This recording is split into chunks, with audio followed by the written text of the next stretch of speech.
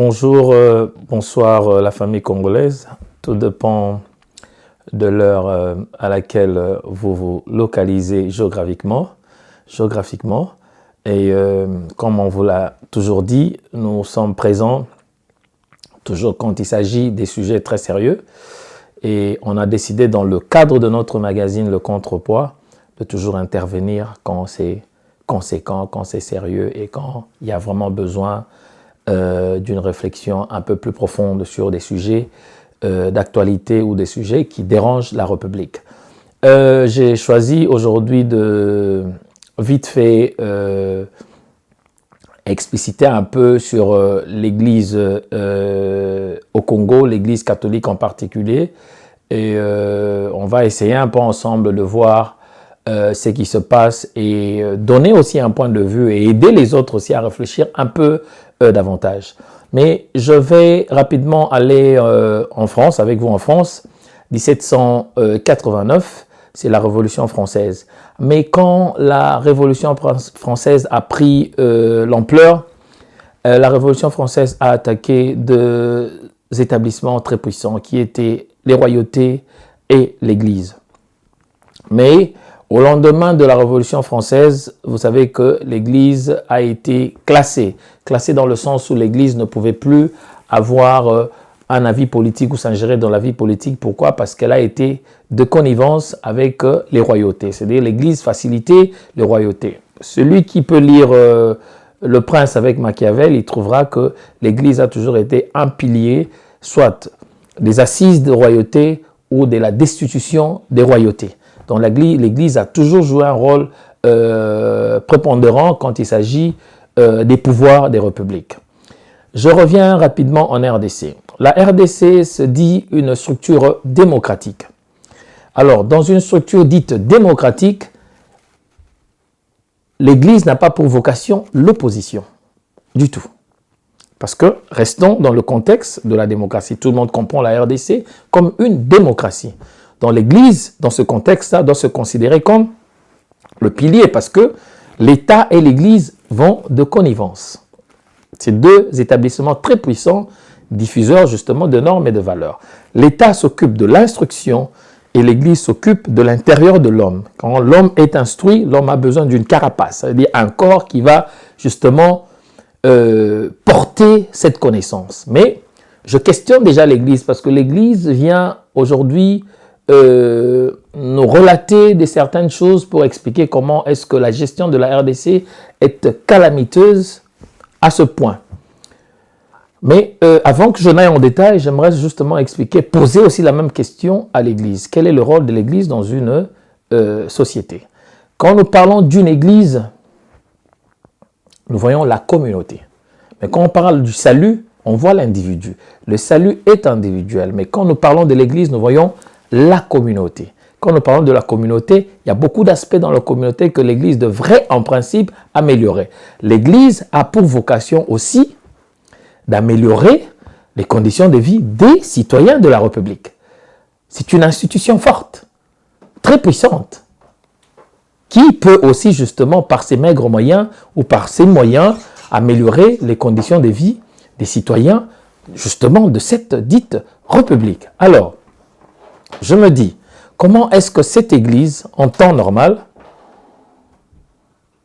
peut questionner la pauvreté pendant qu'elle-même a aussi appauvri les citoyens congolais de son intérieur?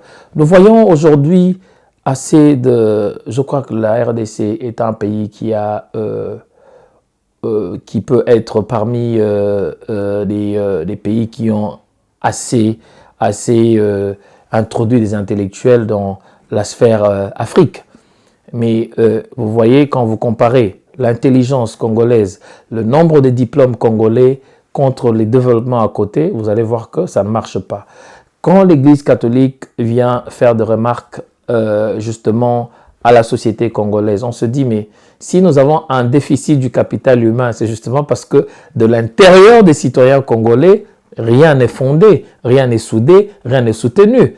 Toute la communauté dirigeante de la RDC, la majorité se déclare catholique. Mais qu'est-ce qui fait que ces gens-là manquent ce facteur clé qu'on appelle l'humanisme en elle, toutes ces personnes-là, tous ces dirigeants-là en eux. Pourquoi?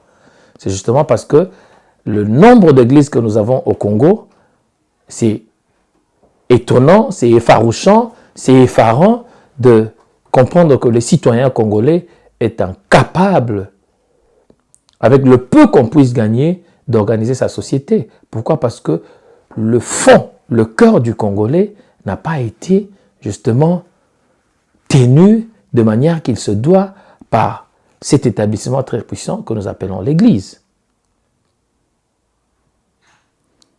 L'Église n'a pas pour vocation l'opposition. L'Église est censée être au milieu du village, justement pour rechercher la cohésion. Parce que ce qui manque aujourd'hui en RDC, c'est la cohésion. Mais ne me laissez pas vous distraire.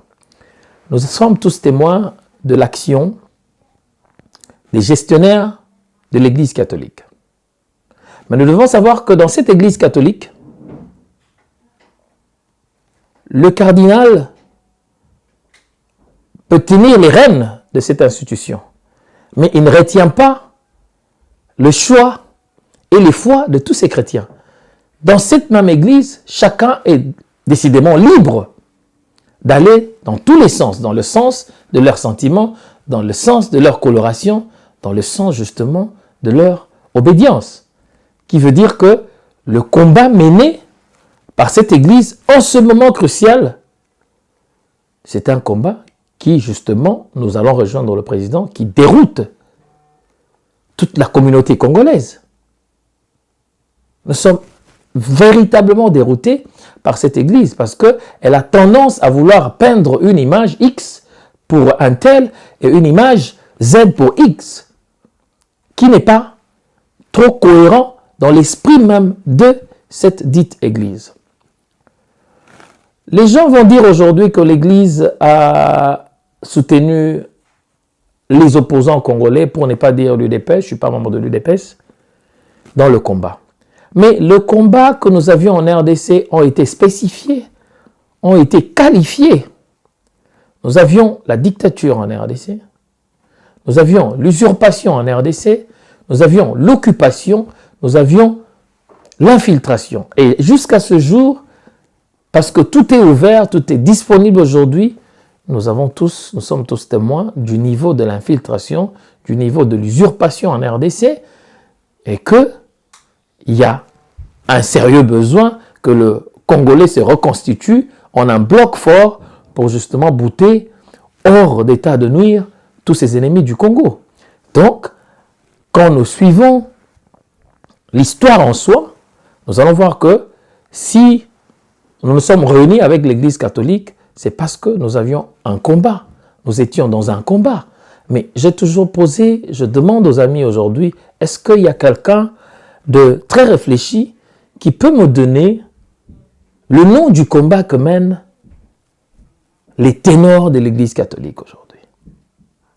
J'ai cité ici que nous étions dans la dictature avec Mobutu. Nous sommes passés à l'occupation, l'usurpation, l'infiltration avec projection d'une balkanisation. Et aujourd'hui, on ne peut pas en douter parce que vous êtes témoin de ce catalogue de rapports de l'ONU qui incrimine des voisins qui sont en train de rechercher des terres riches de la RDC pour s'en accaparer. Donnez-nous le nom exactement du combat que mène l'Église catholique. Le président a fait rapidement un tour au Kasaï central. On a vu quand même aussi une autre délégation de l'Église catholique qu'il a reçue. Donc je crois que la mission que porte le cardinal au cœur peut se retourner contre lui-même, dans le sens où c'est possible qu'il y ait fissure, cassure au sein de l'Église catholique parce que le cardinal ne peut que maîtriser sa propre foi et son propre choix. Il sera dans l'incapacité totale de maîtriser justement le choix ou les sentiments de tous les membres de l'Église catholique. Mais qu'à cela ne tienne, le Congo est un pays laïque, ce n'est pas un pays catholique. L'Église catholique a majoré de 3% depuis. elle est passée de 36% à 38, entre 38 et 39. Là, il faudrait aussi voir s'ils sont pratiquants ou pas. Nous allons voir l'islam prend 4%. Et le reste, c'est l'église majoritaire, c'est l'église du réveil qui prend la majorité des restants des chrétiens. Qui veut dire, en RDC, on naissait catholique et quand on prenait nos responsabilités, on quittait l'église catholique, rapidement on se rejoignait à l'église du réveil. L'église du réveil retient une forte majorité en termes de la chrétienté en RDC. Qui veut dire que l'église catholique déjà, de par le pourcentage et de par le choix, la foi des uns et des autres, je ne pense pas que la mission que s'est assignée le cardinal sera une réussite. Mais contraire, c'est vraiment au moment le plus important où les Congolais devaient s'unir au travers de tous ces établissements très puissants que le cardinal choisit de détourner cette mission pour autre chose de très personnel et de très privé. Est-ce que l'Église catholique, depuis que la RDC est née en 1960, justement le 30 juin, est-ce que on peut revisiter un peu l'Église catholique? L'Église catholique est une machine en mission. C'est un corps de support à la mission impérialiste. Quand nous parlons du premier génocide congolais en RDC, mais c'est de connivence avec l'Église catholique, qui était le soutien au roi belge qui est venu en mission pour piller la RDC, pour nous envoyer ici et là, et pour faire de la RDC un patrimoine privé. Mais qu'est-ce que nous voyons aujourd'hui de cette Église catholique? Est-ce que cette Église est la nôtre en concept? Non. Cette Église vient d'ailleurs. Cette Église est une Église des colons. Mais ce n'est pas parce qu'on voit aujourd'hui que ça a shifté entre les mains des Noirs que, bon, voilà, l'Église catholique, c'est nous, les Congolais, c'est ce que nous sommes, le cardinal a totalement raison. Ben non, l'Église catholique répond à une mission qui est tout autre que les attentes des Congolais. Lumumba a fustigé l'Église catholique, Mobutu a fustigé l'Église catholique, et vous allez aussi voir partout ailleurs que l'Église catholique a toujours été fustigée. Même en Europe où nous sommes basés aujourd'hui, nous sommes en Angleterre, bien d'églises sont justement aujourd'hui tournées en immobilier, en restaurant. Ça ne donne plus assez de sens ici, cette église. Pas du tout. Je tiens ici à signaler à tous les Congolais que Karl Marx, en son temps, fustigeait déjà l'Église.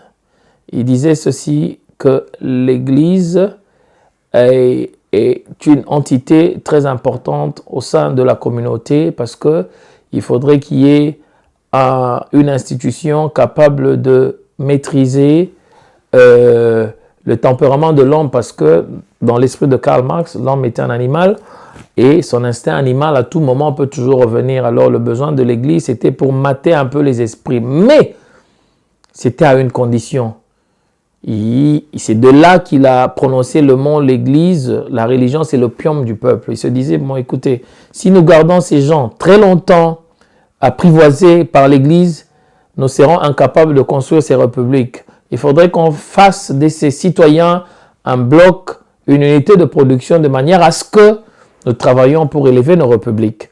Et c'est de là que Karl Marx a vraiment bousculé l'Église dans le sens où il ne voulait pas cette Église-là